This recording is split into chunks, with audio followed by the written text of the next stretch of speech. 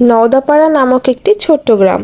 সেখানে ছিল না কোনো উপার্জনের পথ, যার ফলে দিন দিন দরিদ্রতার হার বেড়েই যাচ্ছিল। মানুষ আয় রোজগারের উপায় না পেয়ে গ্রাম ছেড়ে শহরে যাওয়া শুরু করলো।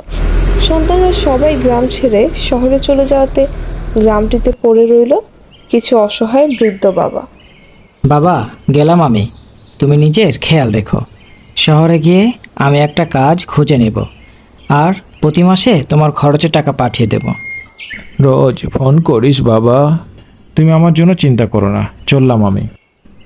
যুবক ছেলেরা গ্রাম ছাড়ায় এই গ্রামের বৃদ্ধ বাবাদের দেখার আর কেউ থাকলো না। গায়ের ছেলে মাসুম, সে পাখিদের ডাক নকল করে খেলা দেখিয়ে টাকা উপার্জন করত, যা দিয়ে সে নিজে চলত। গ্রামের খারাপ সময় সে তার এই শখের পেশাটি ছাড়তে বাধ্য হয়।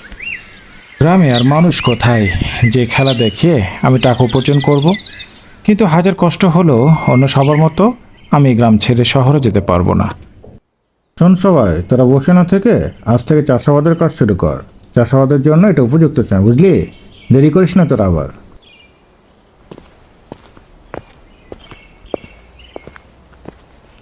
দাদা, কোনো কাজ আছে নাকি?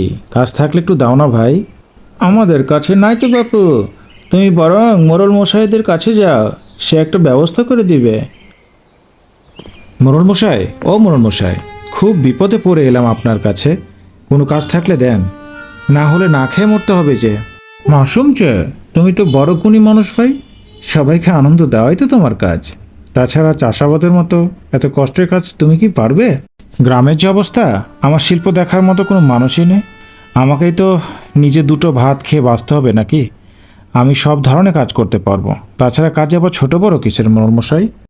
এভাবে দেখতে দেখতে কেটে যায় আরও 2টি মাস। ছেলেরা তো শহরে গিয়ে আমাদের ভুলেই গেল, একটা বারো খোঁজও নেয় না। প্রথম প্রথম রোজ যেন ফোন দিত, কথা বলতো, আর এখন খোঁজই নেয় না।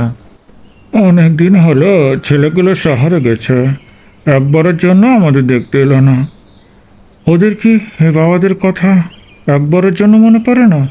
আমাদের গ্রামে বাবাদের কষ্ট দেখার মতো আর কেউ নেই। সবাই শহরে গিয়ে বাবাদের কথা ভুলেই গেছে। আমার তো আর এই দুনিয়ায় কেউ নেই, তাই বুঝি বাবাদের কষ্টটা কি।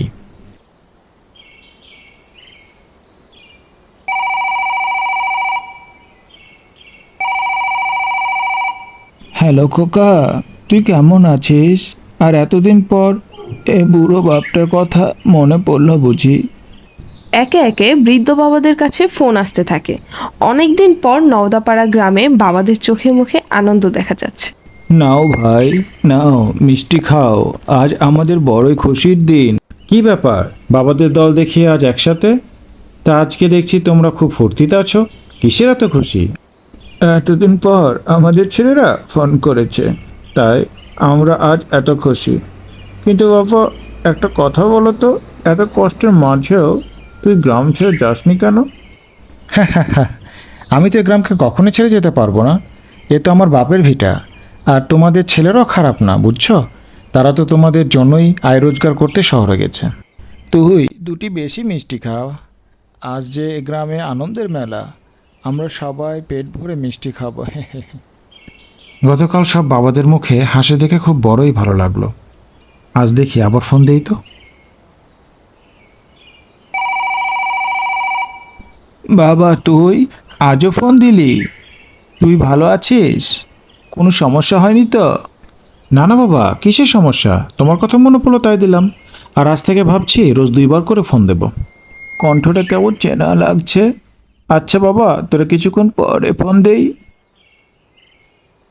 তোমরা কি একটা বিষয় ভেবেছ? আমাদের ছেলের কণ্ঠটা কেমন যেন চেনা চেনা লাগে। ঠিক বলেছ। আমার তো মনে হয় এটা মাসুমই হবে, কারণ মাসুমের কণ্ঠটা ঠিক তেমনই।